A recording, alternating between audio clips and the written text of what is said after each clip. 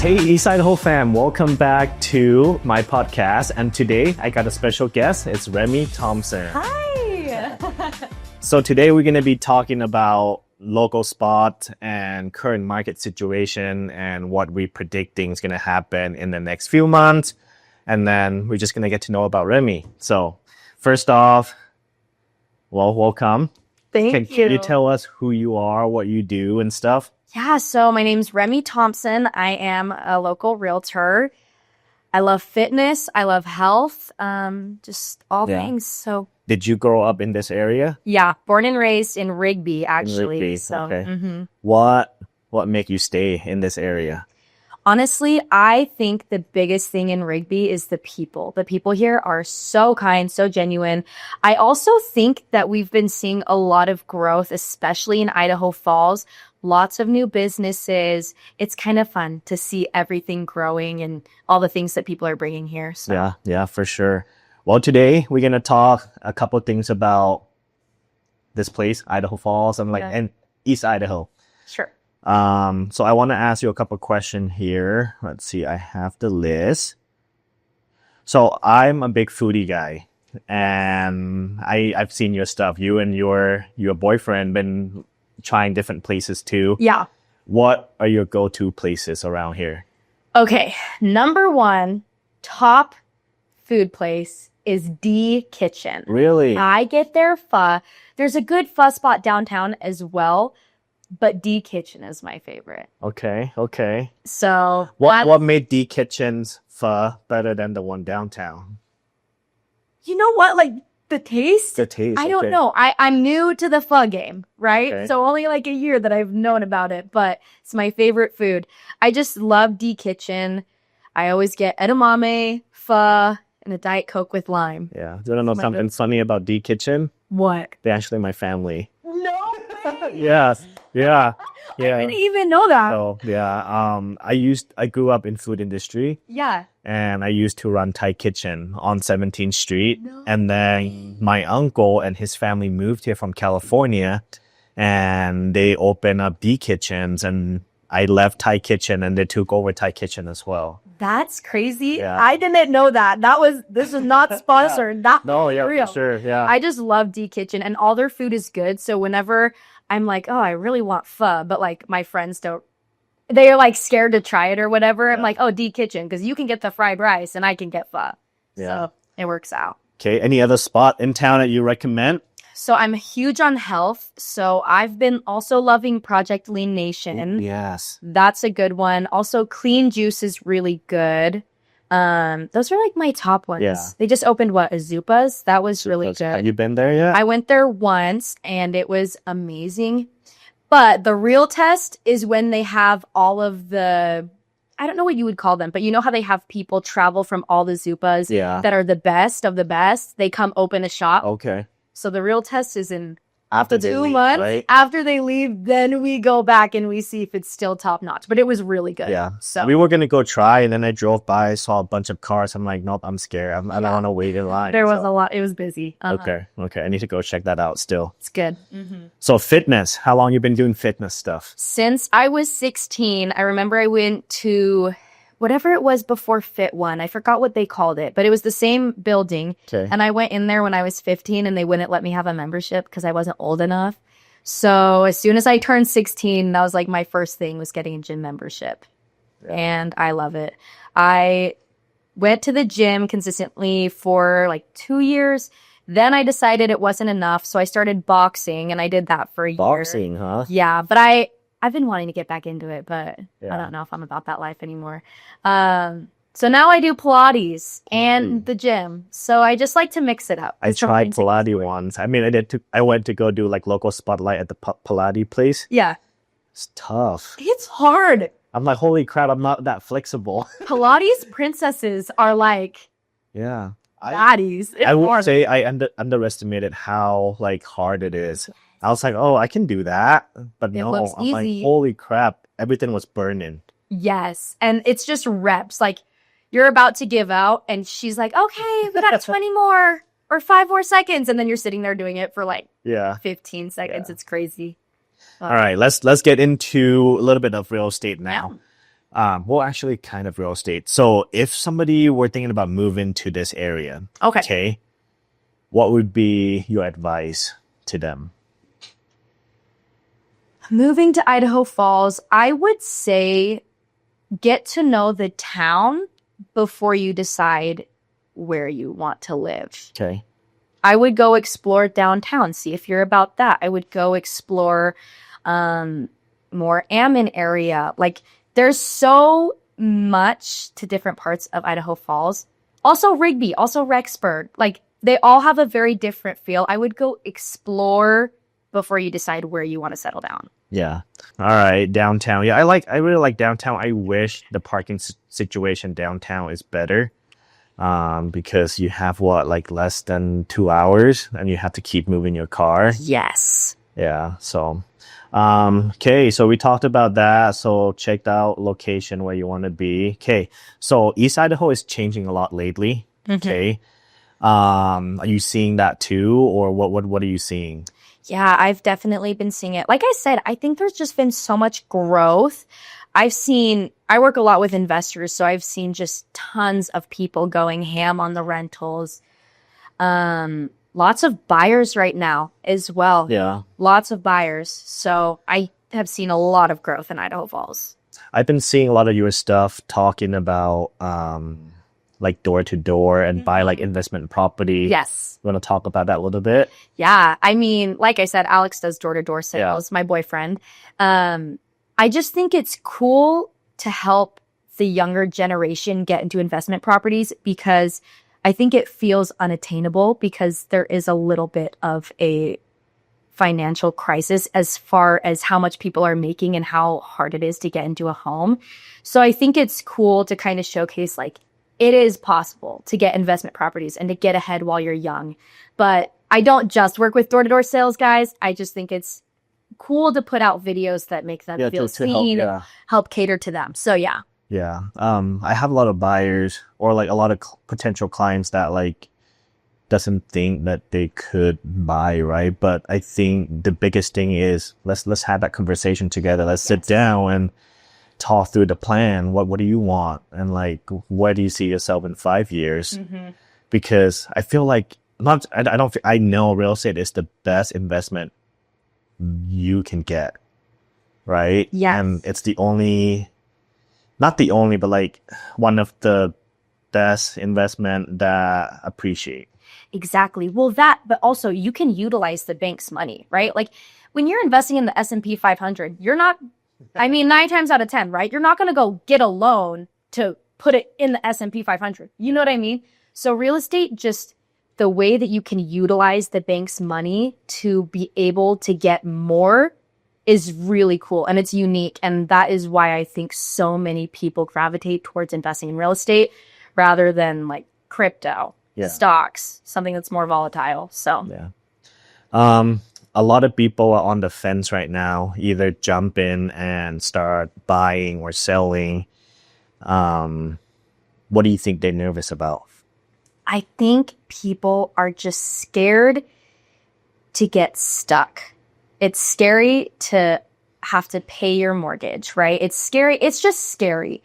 But at the end of the day, you're going to have to pay for a place to live either way, right? So whether you're paying rent. Renting, yeah. Yeah, if you're paying rent, I always say like I'd rather pay $2,000 to a mortgage than like $17,000 or $1,700 a month to rent, right? Yeah. Like at least you have ownership of this thing. If you want to move, you can always rent it out. You can sell it. You have options where if you're renting, you're just throwing your money away. I love that. I love that you brought up that point because I don't know, if you were going to be spending close to $2,000 a month, why not try and see, like, if you can afford that rent, I'm sure you can afford to get something of your own, right?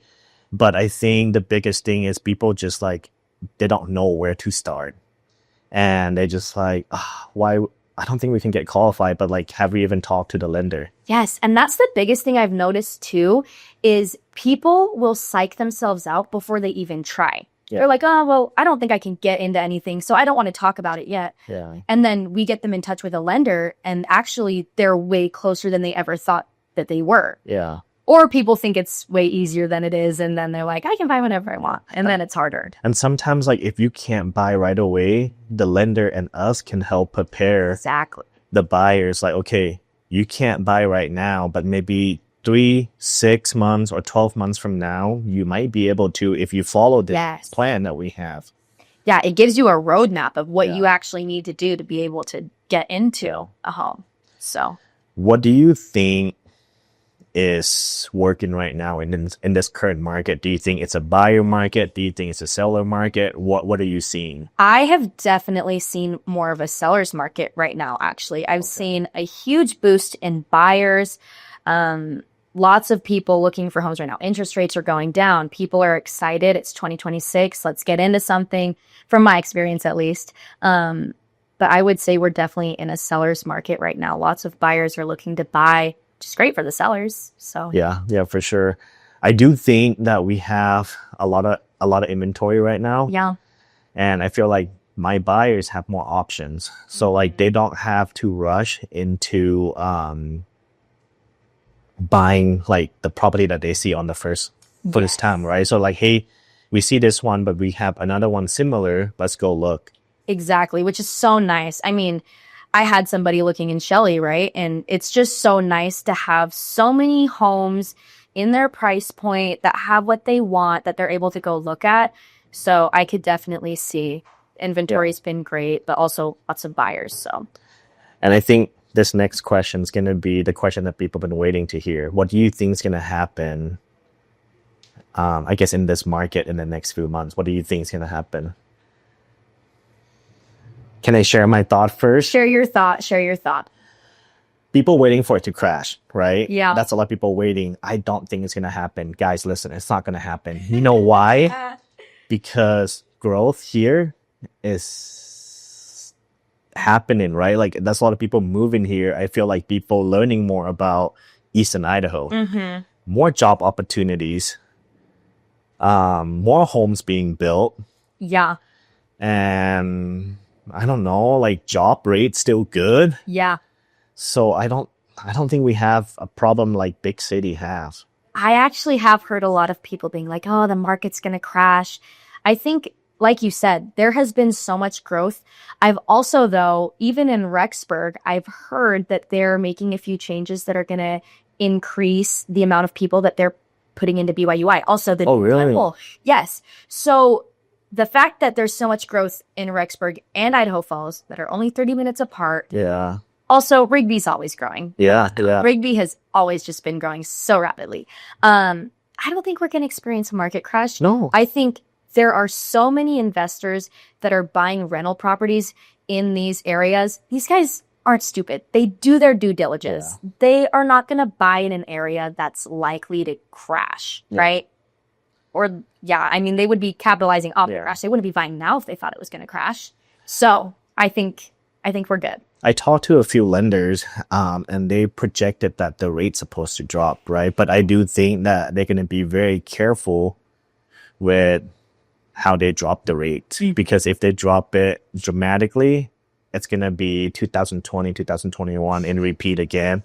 And then we're going to have that problem. So I feel like we're going to get into the balanced market where we have the inventory, but also have options to negotiate. Yeah. So I don't know.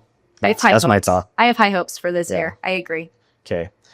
Well, that's enough for real estate. But now we're going to talk about things that you do really well, social media. Oh, okay, perfect.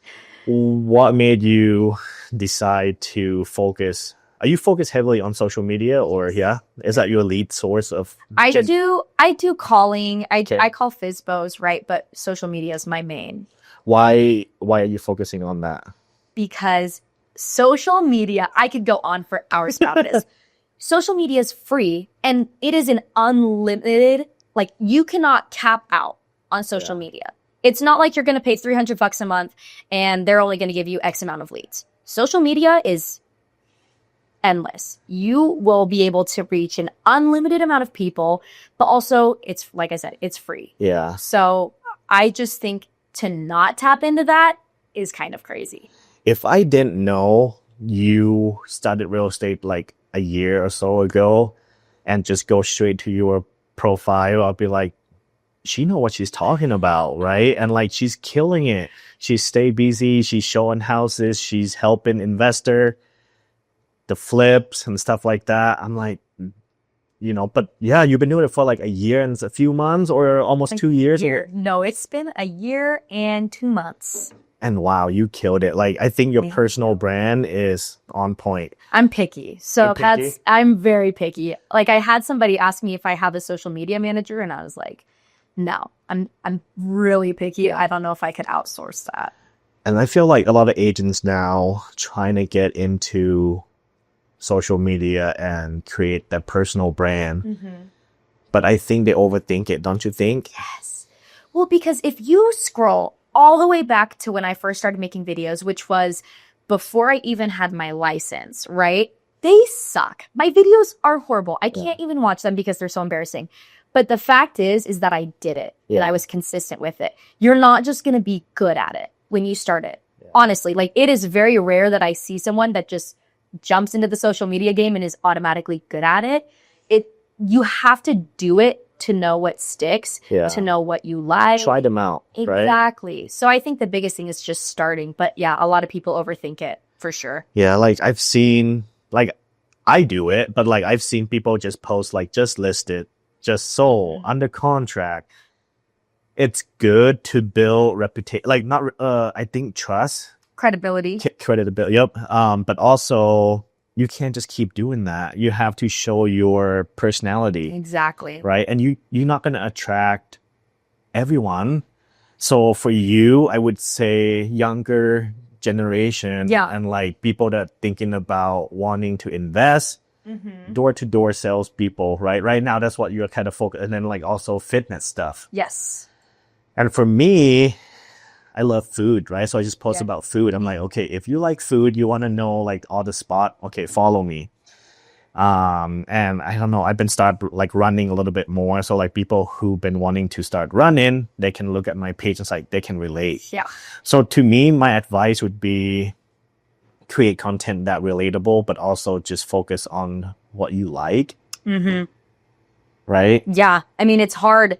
It's hard to stick with social media if you don't enjoy what you're putting out or you don't feel like it resonates with you. So yeah, I think that's great. Some agent asked me like, hey Nick, how many posts you post a day? I'm like, honestly, I don't have a limit.